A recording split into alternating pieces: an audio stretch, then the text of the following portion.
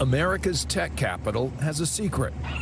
In the shadows of Alcatraz and San Francisco Bay, another island with other stories of lawbreakers called Angel Island. My grandmother came here by boat. Like many newcomers, welcomed by the Golden Gate. She did lie. She memorized a life that was not her own. Katie's grandmother, Fanny, arrived on Angel Island, the Ellis Island of the West, at age 12, claiming to be a U.S. citizen. This is your grandmother's transcript. There's a discrepancy. Inspectors are pointing that out.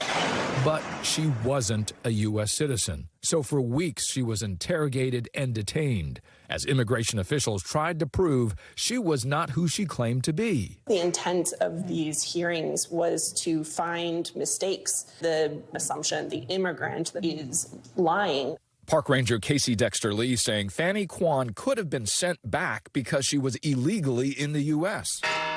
Fanny passed that test, but would not speak of her secret for decades. We sat on her bed in her bedroom, and she finally told me the story about how she came through Angel Island. Katie's father only learned of the illegal story in his 20s, the only time she mentioned what she endured on Angel Island. The experience was probably pretty similar to being in jail. The frustration, the anger. Ed Tepborn, the executive director for the Angel Island Immigration Station Foundation, telling us 200 people would be forced into rooms designed for only 50. The majority of individuals who are held in detention here never talked about it with their children, their grandchildren. Many of them took with them to the day they died. Lying to the government, hidden detainment practices, and family secrets. Why the silence? It goes back to a race-based 1882 law. It banned Chinese laborers from entering the U.S., saying they endangered the good order. It was the first ever major law to ban a specific racial or national group. But then, an earthquake in 1906, turning San Francisco into rubble. Earthquake and fire led to the destruction of the buildings where records were kept, including birth records. A loophole opening up, a system where Chinese could enter illegally. Here's how it worked. Chinese people already in San Francisco claimed they were U.S. citizens, but the quake destroyed their papers. Many then filed names of their children, some true, some false. In turn, they sold these identities in China, which allowed the buyers entry into the U.S. This paper son and daughter system was one of the only ways around the Chinese Exclusion Act. 1 in 3 Chinese in America today estimated as part of or descended from this system. That's why Fanny Kwan became a paper daughter and why she kept secrets. When I was 14 years old, she was told that she had 1 year to live, and so I would visit her once a week and got to learn a little bit more about her. This drove Katie to illustrate her grandmother's story. Her looking out a barred window is a really strong image. A little surprise here, which are some of the records for your family, Richard. And these are for your grandfather, who was also a paper son. Today is the first time I've ever seen this picture. For a lot of families, this is the only photograph they may have of their ancestor. My grandfather never told us until we saw his tombstone. We had a false name, Lui. And for the first time, our real last name was publicly displayed, Wong. How does this story fit into the national discussion on immigration?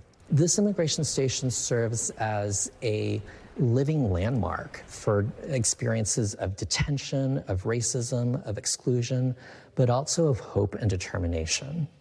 Are you glad she broke the law? I am very proud and very glad that she did. That's a strange thing to say. Yes. And a strange life to live inside the barracks walls, many carving poems of despair and hope into the wood. One reading, "There are tens of thousands of poems on these walls. The day I am rid of this prison and become successful, I must remember that this chapter once existed." Richard Wong, NBC News, Angel Island. And Richard joins us now. So Richard, first, what was it like to say your original name, probably for the first time ever, On camera. Yeah, very strange. When I was saying that Richard Wong on camera, I was thinking, I haven't done this ever, and I've been doing this for about 20 years, and you know what it's like. We are saying Tom Yamas or Richard Lui, and that same experience, though, is probably the way my father felt. Because when he saw that tombstone, it was the first time he realized in his 40 years of life, he wasn't a Lui. And he had to go to his siblings and say, what has happened here? And he determined, indeed, that his parents came to America illegally. Right. When you saw that picture of your grandfather for the first time, you said you'd never seen that photo. I mean, he's a child. He is coming to a new country. He was under a plan that's not legal. Yes. And a story that's not true. I mean, can you just imagine what's going through his head? You know, and they were very good at memorizing what that supposed story was. They were given these big maps of your town that you were supposedly from. Most of them were 10 or 12 years old. My grandfather was that age, but he came from a very poor farm. You know, he wanted to make sure that whoever he would marry, which he never met, but he did marry her, that they would have a better future. And sure enough, they had to break the law to do it. Was this only a Chinese story, or were other groups involved? This is largely a Chinese story. The paper son and paper daughter system was something that was done uniquely in San Francisco. And so when they were selling these, they sold it for about $30,000 in today's dollars to be able to get that name.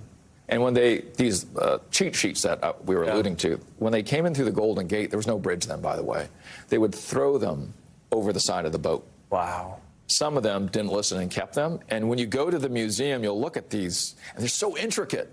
Right. But they had to memorize every single thing about it. They had to know the story down pat. So your grandfather, he lives in California. He raises a family.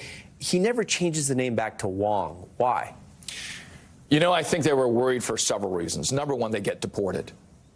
That's my grandfather. Yeah. And so my grandmother felt the same. So when my father found out, I think there's a generational hangover on top of that, because he learned why he wasn't told his real last name. So he said, we're going to keep it. And I must admit, I didn't realize I had this immigration background until it was a commercial break when I was at CNN, and I did a story on immigration. I was like, oh my gosh, I'm of that story that we just reported on. Lui was the name he bought? Lui is the name he bought. Wong is the name that is actually my last name. Oh my God, I don't know what to call you. I'm going to call you whatever you want me to call you, Richard. I'm going to call you friend, because you're such a friend. Yes, Richard, thank you for bringing these amazing and powerful stories that are the story of America. That's right. So we always thank you for that. Thank you. Thanks for watching. Stay updated about breaking news and top stories on the NBC News app, or follow us on social media.